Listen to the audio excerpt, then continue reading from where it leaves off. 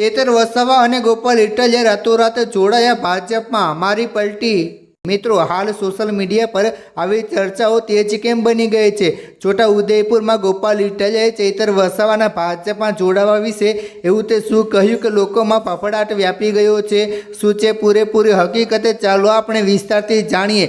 વિડીયોની શરૂઆત કરીએ તે પહેલાં શું તમને લાગે છે કે ચેતર વસાવા ભાજપમાં જોડાઈ શકે છે? હા કે ના લખી નીચે કમેન્ટ જરૂર કરજો।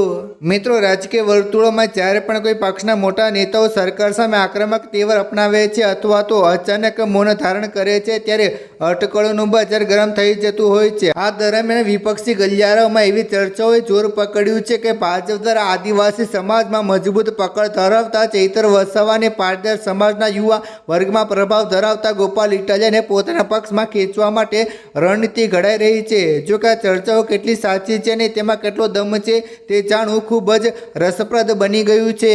ચેતર વસાવા અને ગોપાલ ઇટાલિયાનો રાજકીય પ્રભાવ। મિત્રો, આપણે એ વાત સારી રીતે જાણીએ છીએ કે ચેતર વસાવા એવા નેતા છે જેઓ જંગલ, જમીન અને આદિવાસીઓના હક માટે હંમેશા રસ્તા પર ઉતરીને લડ્યા છે। તેમની લોકપ્રિયતા માત્ર દક્ષિણ ગુજરાત સુમિત પૂરતી નથી, પરંતુ સમગ્ર રાજ્યના આદિવાસી સમાજમાં તેમનો મોટો પ્રભાવ છે।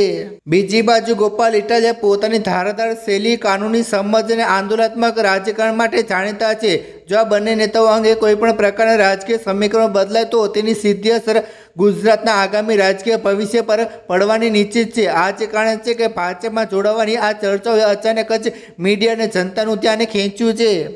આ સમગ્ર ચર્ચા પાછળ બીજું એક મોટું પાસું એ પણ છે કે વિપક્ષ અવારનવાર એવા આક્ષેપો કરતો આવ્યો છે કે સરકાર વિરોધી અવાજોને દબાવવા માટે અથવા તો તેમને પક્ષમાં સામેલ કરવા માટે દબાણની રાજનીતિ કરવામાં આવે છે।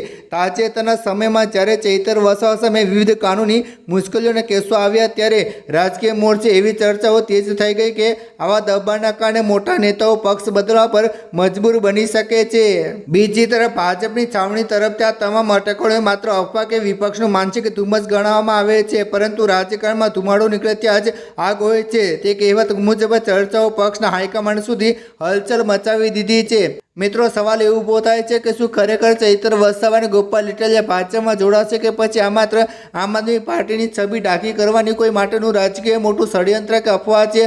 અત્યારની સ્થિતિ જોઈએ તો બંને નેતાઓ અને પક્ષ તરફથી સત્તાવાર રીતે આવું કોઈ સમર્થન આપવામાં આવ્યું નથી, પરંતુ આ ચર્ચાએ ગુજરાતના રાજકારણમાં ગરમાવો ચોક્કસ લાવી દીધો છે। આ અંગે આપનું શું માનવું છે? શું આ નેતાઓ પોતાની વિચારધારા બદલીને ભાજપમાં જોડાઈ શકે છે કે પછી સાથે રહીને આમ આદમી પાર્ટીની લડત ચાલુ રાખશે? નીચે કમેન્ટ કરી જરૂર જણાવજો ને જેમ બને તેમ વિડીયો શેર કરો, વોટ્સઅપ, ફેસબુક પર ફેલાવી દો, લોકોને દેખાડો, જેથી કરીને બધાને જાણ થાય કે ખરેખર આજકાલ દેશમાં શું રચાઈ રહ્યું છે। મિત્રો, અને ચેનલ સબસ્ક્રાઈબ કરવાનું ભૂલશો નહીં। ધન્યવાદ।